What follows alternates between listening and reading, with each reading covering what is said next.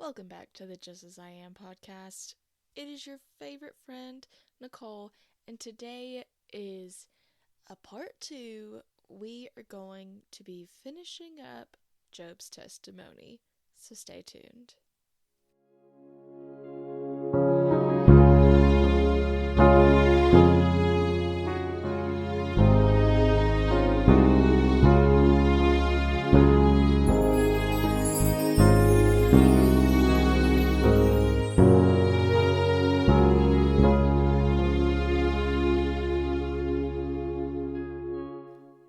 Alright, so if you're new here, my name is Nicole. I guess I'm the host of this podcast. I took a vote on Facebook, and I guess it was a poll. I took a poll, I took a vote, same thing. And I asked, what would you like to hear on here?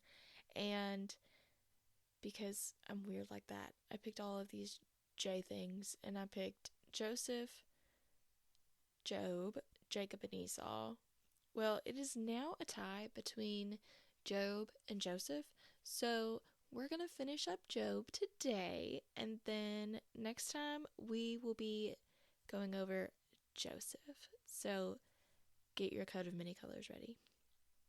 We left off in, I guess, the exact middle of the book of Job. The book of Job is 42 chapters, and we, in the last episode, discussed chapter 1 through 21.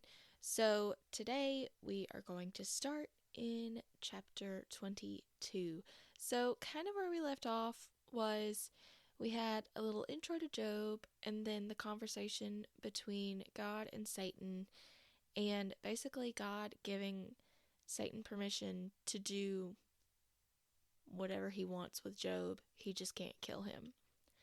So Job has taken about everything.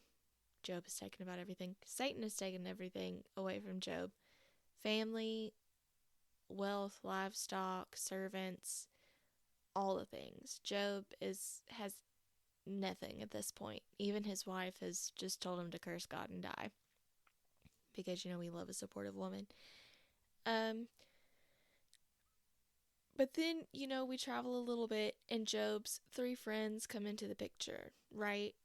And so far, we have gone over the first 2 sets of speeches. So each friend takes a turn, and then Job replies to that friend. We have Eliphaz, Bildad, and Zophar. And now we get to continue on to the rest of all of that. So, like I said, we have completed the first half of Job's story, and now we are going to go on to the second half. So, we left off at the end of the second round of speeches from Job's friends, and guess what? Now we're on round 3, like I said. But this time, only Eliphaz and Bildad speak. In chapter 22, Eliphaz starts off strong by asking, do we even matter to God? Wisdom and righteousness, behavior, does that even matter to him? Whatever we do, does it matter? He blames Job for all of these things, being cruel, oppressive, his unrighteousness, and he says that this is God's punishment for Job. So now in chapter 23, Job takes his turn, and Job says outright that he wants to see God to talk to him. He wants to plead his case, but no matter where he journeys, north, south, east, or west, he cannot find God. He states that even though he can't find God, he knows that God knows every step that he takes. So he ends this with saying, if my words aren't true, then prove it. I feel like we can relate to that statement. Who has not told someone to prove it at one point? Like, you say something and you know you're right, and you know they're wrong, and well, prove that I'm wrong, prove that you're right, proof. So he wants them to show that his speech is worthless. Job does. Now, Bildad is back in chapter 25 and is concentrated on Job's supreme power. But he's comparing it to human nature, sin, impurity. You get it. He says that humans are fragile worms, gross, compared to the stars in God's sight. Basically, he is saying Job has no right whatsoever to be questioning God. Now, in chapter 26, Job replies to Bildad, and it goes all the way through about chapter 28. As he should, Job has a sarcastic response to Bildad and dismisses him. You know, because why say something just plain as day? Why not put a little spice in it? Remember the discussion about how Job has not and will not curse God? Well, he still isn't gonna. After he dismisses Bildad, he goes into describing God's vast might over creation. The heavens, seas, all of it. He concludes saying, our understanding as humans of God's power is just a whisper. Did you hear that? I said it's just a whisper. Job is now declaring that his integrity is unwavering and insists on him being innocent. Job takes a vow that he will be truthful for the rest of his life, the rest of his days. But it doesn't end there, because he goes into talking about the fate of the wicked, which is which is how his so-called friends are seeing right now. They're seeing Job as wicked, right? But it kind of shows why his situation is confusing, because he has still been righteous throughout all of this. Right? Throughout all of this suffering, Job has still been righteous. And this is where the main character's speeches end, because it seems that Zophar has left the chat. It doesn't say he left, it doesn't say he's still there at this moment, but Zophar does not have a third speech. For chapter 28, we do not have a speech, but we have a hymn. It's because typically hymns have a theme, right? As music does. So this hymn, its theme, it's talking about how humanity can mine for earthly things, but have no ability to find God's wisdom. Ending with, wisdom is not found in anything the earth has to offer, but only through God himself. Now, I want you to keep that in mind a few minutes from now, because we're going to kind of talk about that again. So, keep it in mind that wisdom is not found in anything the earth has to offer, but through God himself. Okay? Now, Job is taking one last stand and declaring his innocence. We're in the courtroom right now. Job is giving his last hurrah, okay, to the jury, which is, I guess, his friends in this case. He speaks of all of the things that he has lost: his flocks, his home, his servants, his children, his crops. Need I go on? He has lost even respect from society as a human being. So not only all of these physical things that he has lost, but he's lost just plain respect from all of the people in his society, all the people in his neighborhood, in his community. All he has been is mocked, accused, ridiculed. Job is verbally expressing his feelings right now. He's expressing his side of the story. And he ends all of this with an oath of his own. He ends with an oath of his innocence and integrity, showing his unwavering faithfulness, and challenges God to affirm his righteousness. Now, this is where Job is kind of getting a little brave, because he's challenging God himself. I do not have the courage to do that. Now, we've got a new character. I'm trying to think of like a video game thing when it's like, you've won a new character, blah, blah, blah, blah. But anyways, so we have a new character in chapter 32. His name is Elihu. I looked it up. Yay! His name is Elihu. Elihu. And he is angry. Elihu is a young man, okay? It doesn't really... I don't know his exact age, but I just know that he is younger than Job and his 3 friends. Elihu he's had enough of this. I don't know if he's been a bystander listening to all of this, or he's just been watching from afar. I don't know. But he's had absolutely enough, and he's tired of these 4, and he comes to give his 2 cents, right? He comes to put his input in. Well, he was trying to be respectful. We appreciate that, Elihu.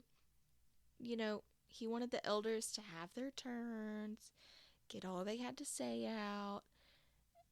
But he was moved to speak by his spirit. He felt it deep on his inside to come and say something.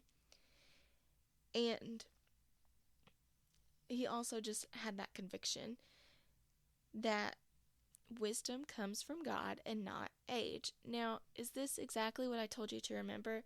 Not the second half, but the first half where it says wisdom comes from God, right? So that was a part of that hymn.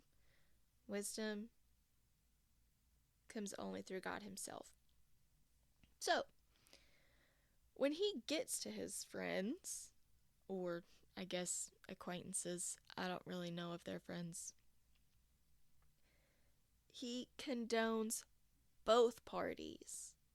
It's weird because I want to say it's like the adult has entered the building, the adult has entered the chat, but Elihu is younger than both parties. So Elihu comes in condoning both parties. He chastised the friends for their failed arguments. Whoop. And Job, he gets on to Job for putting his righteousness over God's righteousness. If I was a bystander, I would definitely be looking away, because awkward. So Elihu challenges Job. He challenges Job's complaint, saying that God answers in many ways. Okay?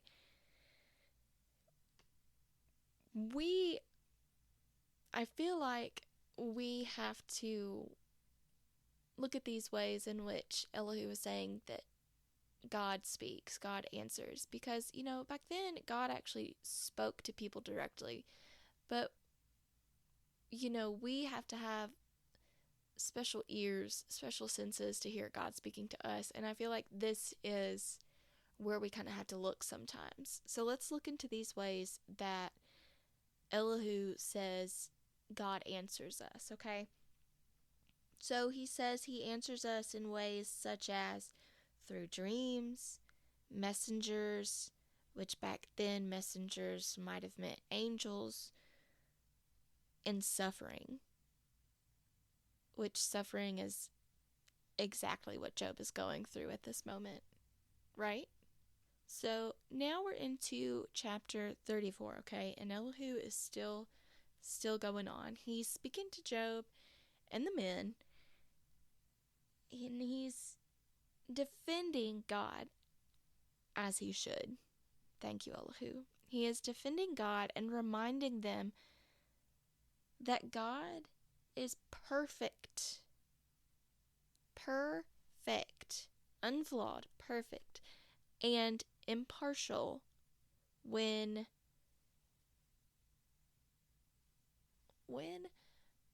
in how he what's the word? Uses justice. I wrote down justifully. Somebody tell me an English word. Justifyingly? I don't know. Maybe that's what I meant to write down.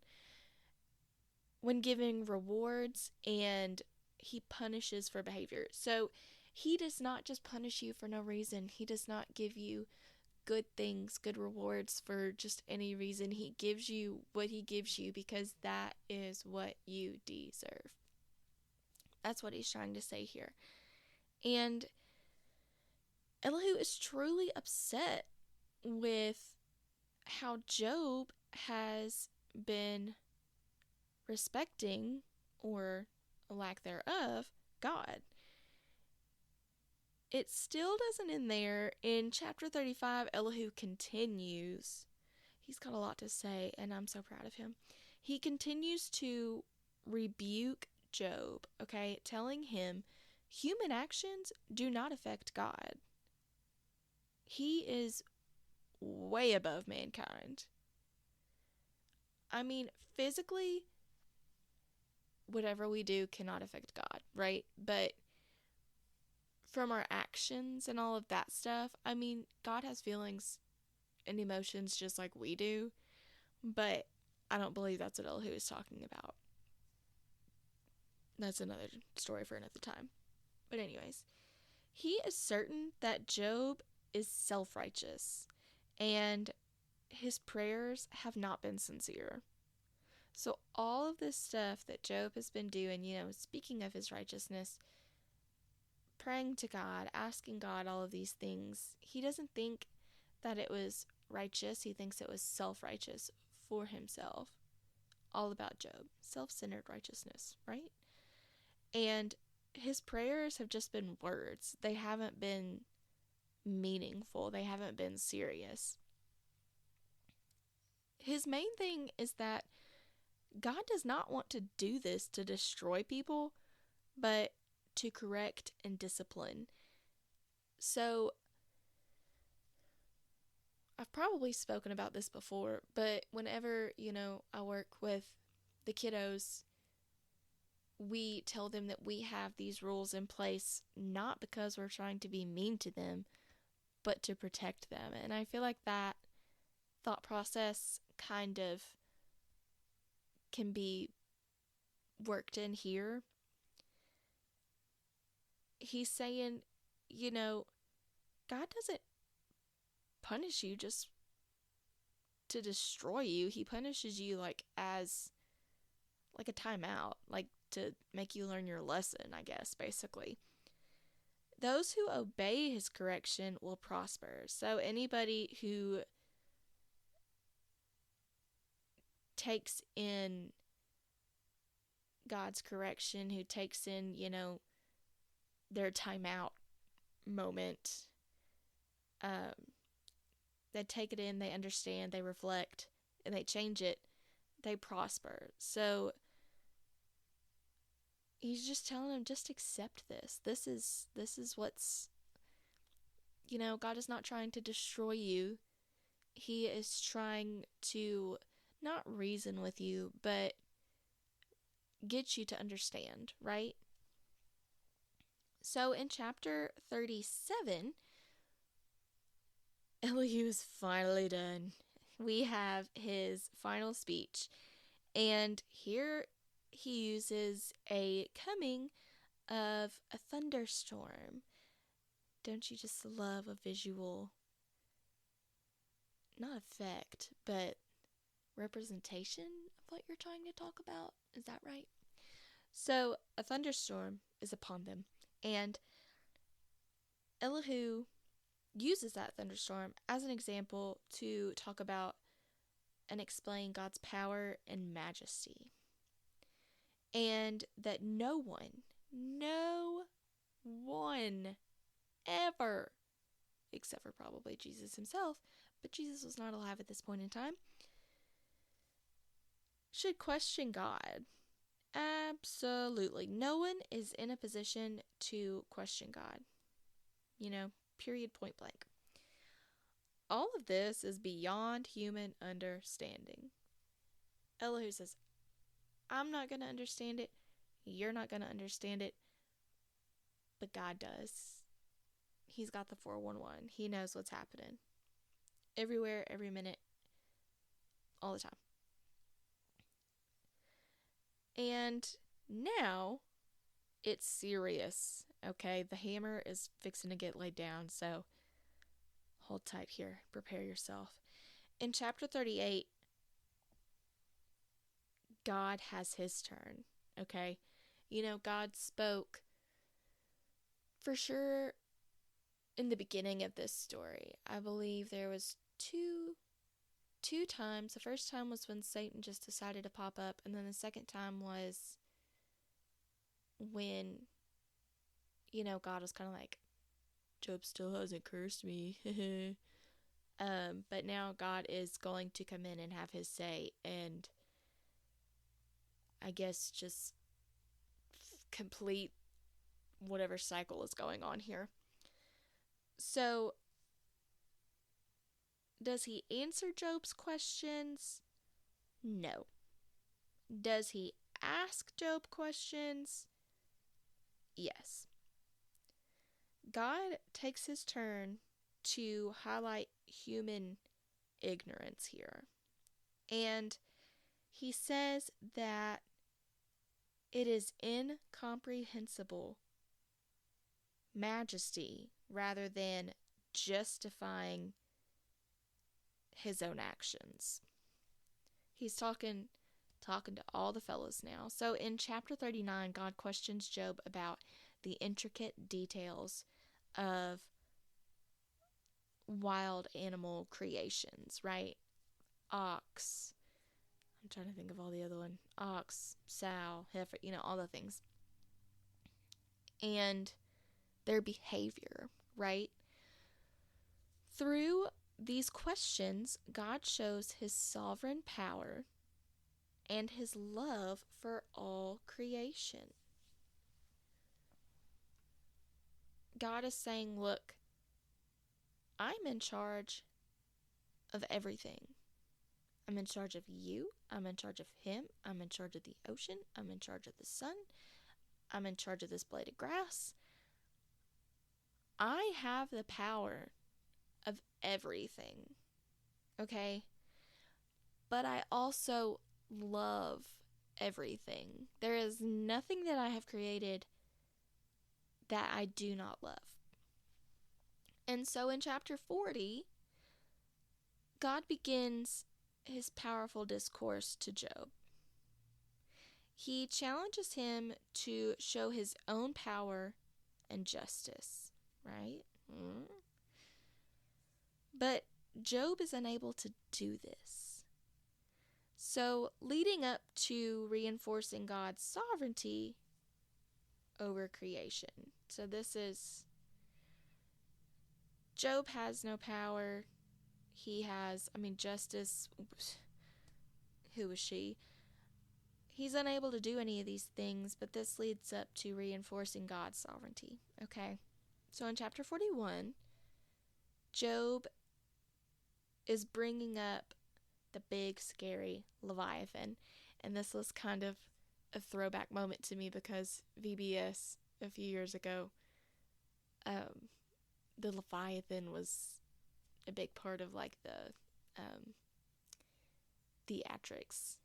And so Job brings up the Leviathan, the big, scary Leviathan, to demonstrate his insignificance and limitations. So God asks Job to subdue it. Subdue the Leviathan, okay?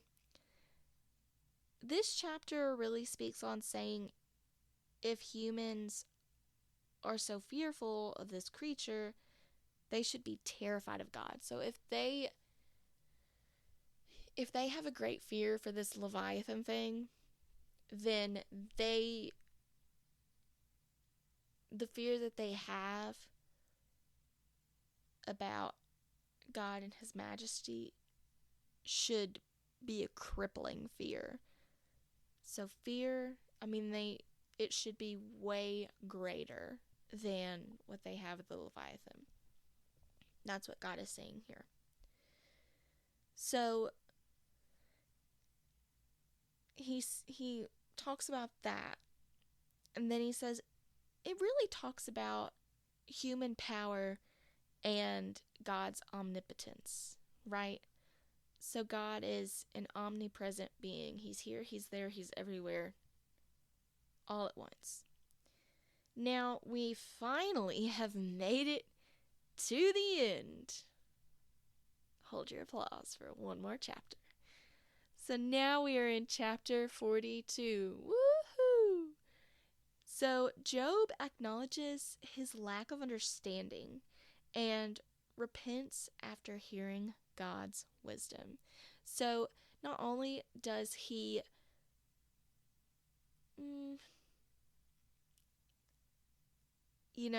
acknowledge his lack of understanding, he humbly does it. He does it in an appropriate way. He doesn't just go, you were right. He knows, he understands, he acknowledges it. So he acknowledges it, and then he repents. He's like, I am sorry. I am not going to do this ever again. And he's going to hear and listen to God's wisdom from now on. So now, God rebukes Job's friends. Zophar, Bildad, and the other guy that I completely went blank. But he repents all three friends. No one repents? My goodness, rebukes. Rebuke that. So he rebukes all three friends and, tells them, hey, everything you said was wrong. Everything. So now he tells them to make a sacrifice, but have Job intercede their sacrifice because, Job is who they not only talk so dirty about, but talk so dirty to. So we don't hear anything about what God has to say about Elihu, but I'm pretty proud and confident of what Elihu said. So in the end, because we talked about how Job is somebody who had everything, lost everything, and then had everything times a lot. So at the end of this story, God has restored Job.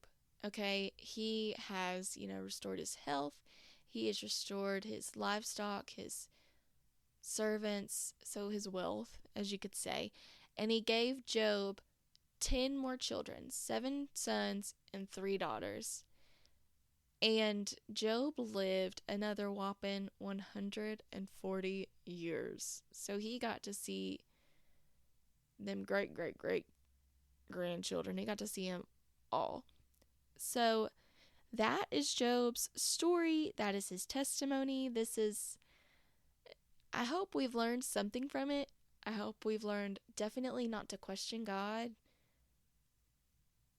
and to really take people saying not so nice things to us. Maybe we will take this and learn from it and try to live a more righteous life.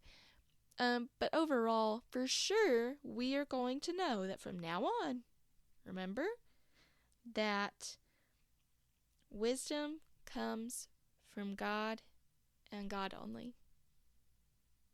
Amen. So, like I said, this was a lot of my interpretation. If you want to get your own interpretation, I recommend you going and reading the book of Job. It is a beautiful 42 chapters, and I did not go over every single sentence or every single paragraph from every single chapter, but it was covered thoroughly, I can tell you that. So if you want to if you want to, how should I word this? If you want to hear people talking smack to each other, you should read the book of Job. And then have the parent. I feel like, let's say Job and the three friends were the kids, and then you have like the mother or the parent come in, who is Elihu, and then you have the grandparent come in, who is God. But I mean, he's God the Father, so how would that work? I'll leave that up to you to determine. Thank you so much for hanging out with me today. I hope that you have a wonderful week. I will continue to pray for everyone, and especially everybody who joins me in discussing the Bible. And I just want to remind you that you are loved, you are worthy, and we are glad that you are here with us. So I'll see you on the next one, guys.